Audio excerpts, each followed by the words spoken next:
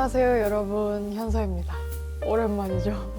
죄송합니다. 제가 잘하고 싶으면 미루는 병이 있는데 유튜브는 유독 잘하고 싶어서 유독 미루게 되더라고요. 그리고 특히 북튜브가 제가 대본까지는 아니더라도 대본까지는 아니더라도 말할 거를 좀 미리 정리해놓고 시작을 하는데 그 말할 걸 정리해놓는 단계를 제가 자꾸 미뤄가지고 오늘은 그냥 정리도 해놓지 않고 냅다 한번 촬영을 해보려고 합니다. 그래서 완전히 즉흥적으로 모든 책을 소개할 예정인데요. 또 그만큼 새로운 재미가 있지 않을까 하는 그런 기대가 있습니다. 제목에서 보시다시피 오늘은 SF 판타지 소설을 추천하는 그런 영상을 가지고 왔는데요. 제가 장르 문학을 정말 좋아하고 그중에서도 SF랑 판타지를 너무너무 좋아해서 아주 즐겁게 책들을 골라왔고요. 오늘은 너무 딥하거나 좀 어렵거나 읽는데 에너지를 너무 많이 요하는 그런 책들보다는 좀 더 쉽고 재밌게 읽을 수 있는 그런 책들을 골라왔으니 딥한 SF 판타지 책들은 또 나중에 다른 영상에서 묶어서 소개해드리도록 하겠습니다. 그리고 저를 처음 보시는 분들께 잠시 자기소개를 하자면 저는 영상 전공자이기 때문에 그런 영상으로 보아도 손색 없는 그런 소설들을 엄선해 왔거든요. 그러니 또 즐겁게 시청해 주시기 바랍니다. 그러면은 시작해 보도록 하겠습니다. 첫 번째로 추천해 드릴 책은 바로 예소연 작가님의 고양이와 사막의 자매들입니다. 이게 어떤 책이냐면요. 전쟁이 끝난 다음에 이 사막에 남겨진 할머니 용병들이 이끄는 이야기고요. 그 다음에 고양이 로봇이 꽤나 중요한 역할을 합니다. 이 책에서. 벌써 좀 끌리는 소개 아닌가요? 3명의 할머니 용병들과 고양이 로봇들이 펼쳐나가는 이야기고요. 이 책을 추천을 하긴 하지만 아쉬운 점은 이 캐릭터들의 매력이 엄청나요. 그리고 이 세계관의 매력도 엄청난데 책이 짧습니다.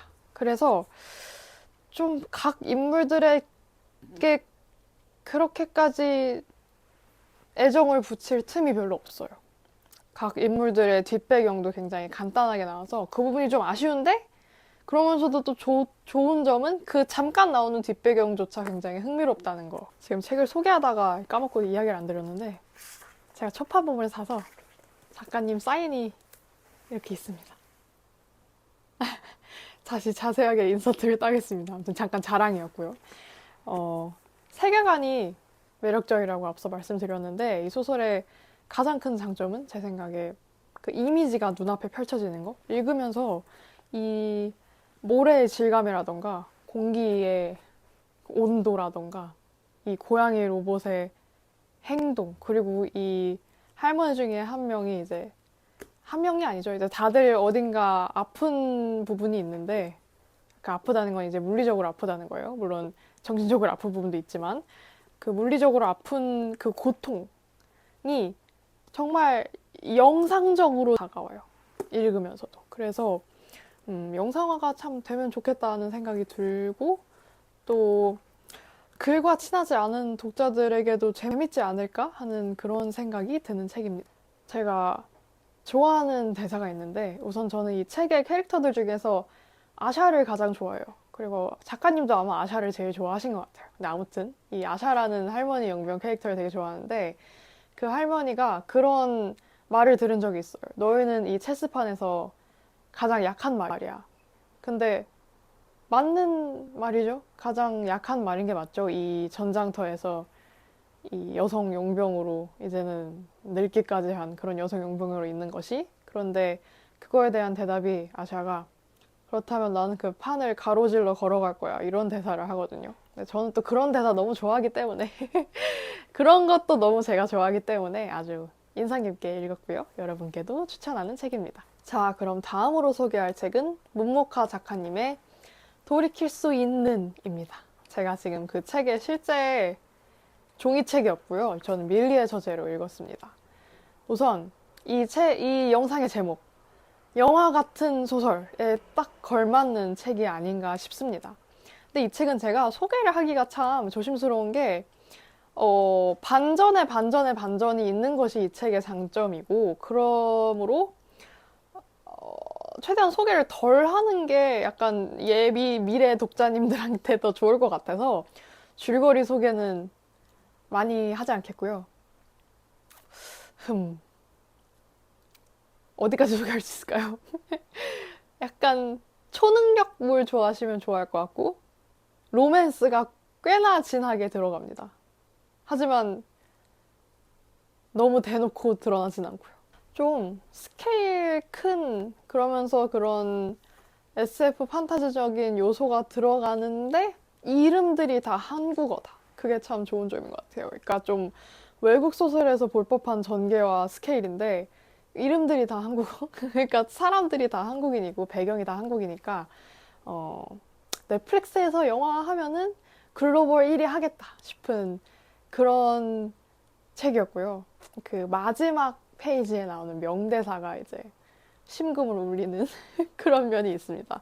이 역시 소설을 평소에 읽지 않는 분들이 좀 입문하기에 좋은 책이라고 생각을 합니다. 왜냐하면 정말로 영화 같고 드라마 같고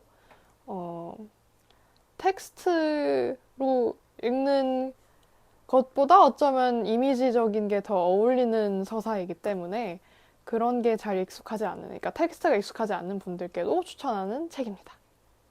이만 소개는 여기까지 하겠습니다. 사실 하고 싶은 말이 정말 많은데 이 책은 정말 모르고 읽어야 가장 좋을 것 같아요. 저도 아예 아무 정보 없이 읽기 시작했는데 다 읽고 나서 그래서 제목이 이런 거였구나 하면서 이제 그런 뒤늦게 찾아오는 희열 같은 게 있었기 때문에 제가 사실 이 정도만 해도 너무 정보를 많이 드려서 더 이상 뭘 찾아보지 않고 읽어보시길 바랍니다. 다음으로 추천할 책은 바로 코니 윌리스의 빨간 구두 꺼져! 나는 로켓 무용단이 되고 싶었다고 입니다.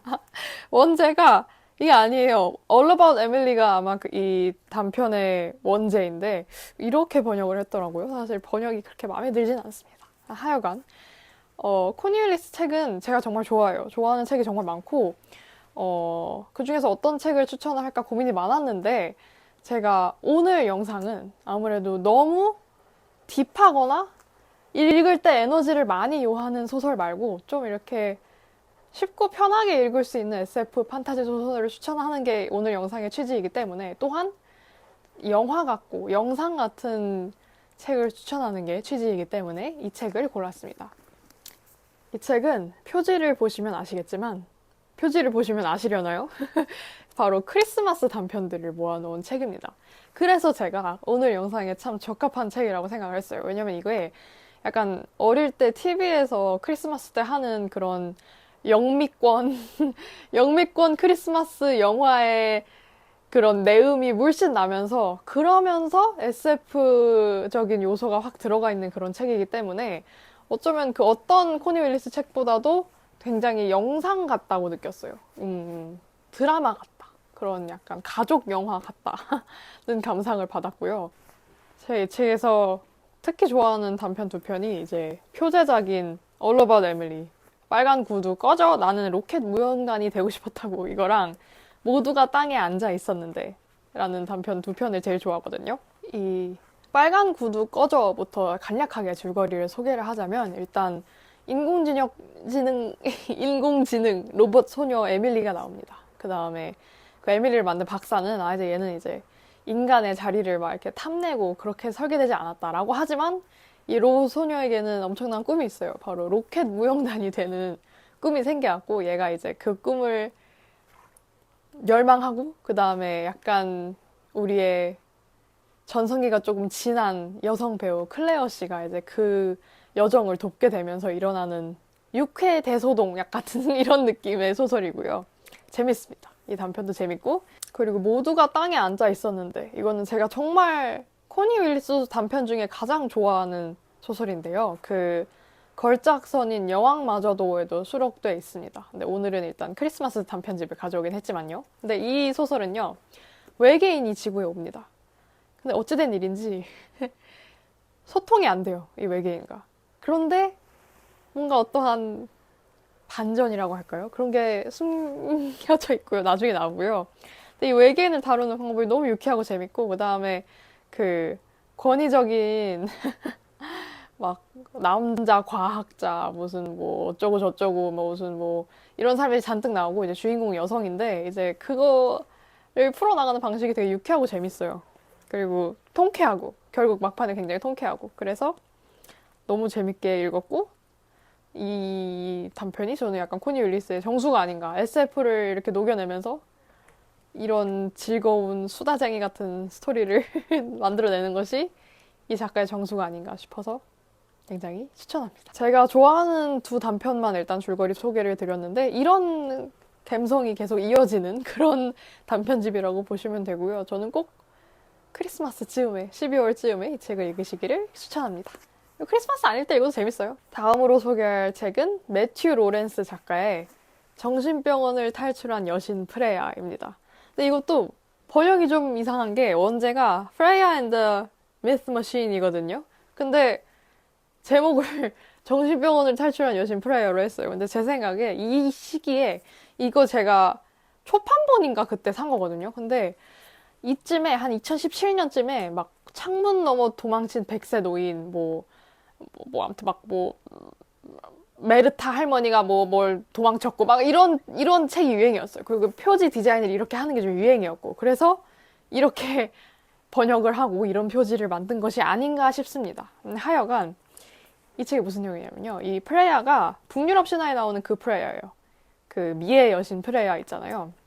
근데 제가 어렸을 때 사실 지금도 그렇고요. 북유럽 신화, 그리스 로마 신화, 아일랜드 신화, 바이킹 신화 이런 걸 너무 좋아했거든요. 신화에 있는 걸 너무너무 좋아했어가지고 이 작가가 매튜 로렌스라는 사람이 게임 업계에서 일하던 게임 디자이너 겸 작가였던 사람이 이제 소설을 쓴 거거든요. 근데 그래서 그런지 이런 신화, 종교, 이런 것들을 게임 시스템 스타일로 현대 세계에 되게 잘 어댑트를 했어요. 그래서 굉장히 재미있었고요.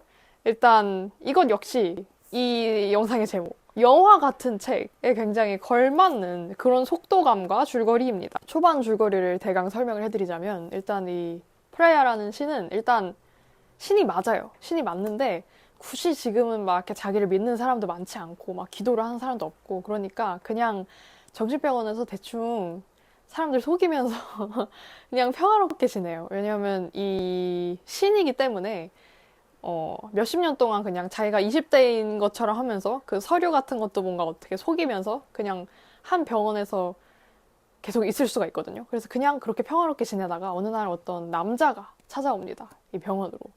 근데 이 남자가 알고 보니까 그 신들의 능력을 이용해서 뭔가 이득을 취하려는 그런 회사의 직원이었던 거죠. 그래서 프레야는 이 남자에게 넘어갈 뻔하지만 어떻게든 액션 영화를 찍고 탈출을 하고 그러면서 탈출을 하는 과정에 어떤 남자애라고 하면 진짜 그 소년을 말하는 것이 아니라 프레야 입장에서 한 남자애인 한 20대 정도 남자를 같이 데리고 탈출을 하게 됩니다. 그러면서 이제